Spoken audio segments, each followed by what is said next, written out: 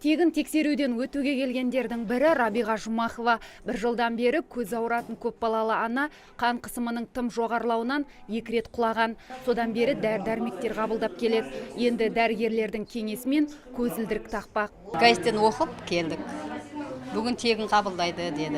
Әйтпесе больницаға барсаң ақша сұрайды. Ол жағдайымыз келмейді. Көп бала анамыз ғой енді. Сөйтіп бүгін келіп көрінуге келдік. Тегін болғаннан кейін. Жағдай жоқ, жетіспейді ол. Бірде бұлай. Әжбесі осындай тегін болған жақсы. Қанша халықтар келіп, сол несін алады, жақсылығын алады мысалы. Облыстық офтальмологиялық ауруханасында халықты тегін тексеруге арналған ашық есік күндері жыл сайын өтеді. Мұндағы дәрігерлер бір күндік тексеруде 200-ге жуық науқасты қарап үлгеріпті. Алайда аймақта көздері нашар көретіндердің саны артқан. Оның ішінде әсіресе жас балаларда жетерлік.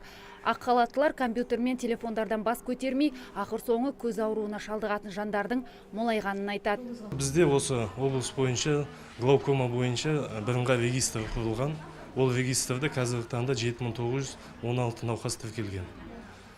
Білесіздер, қазір глаукома бұл әлеуметтік маңызы бар аурулардың бірі.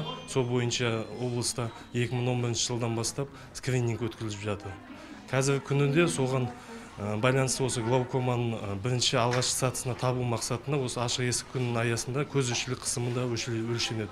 Ауруханада қазір микрохирургиялық отаның 10 түрі жасалады. Сонымен қатар жылына 20 мыңнан астам өңір тұрғындары қаралып, оларға кеңес беріледі. Ардақ Берден, Мұрат Адинаев, Абзал Тұрабек, ТВК.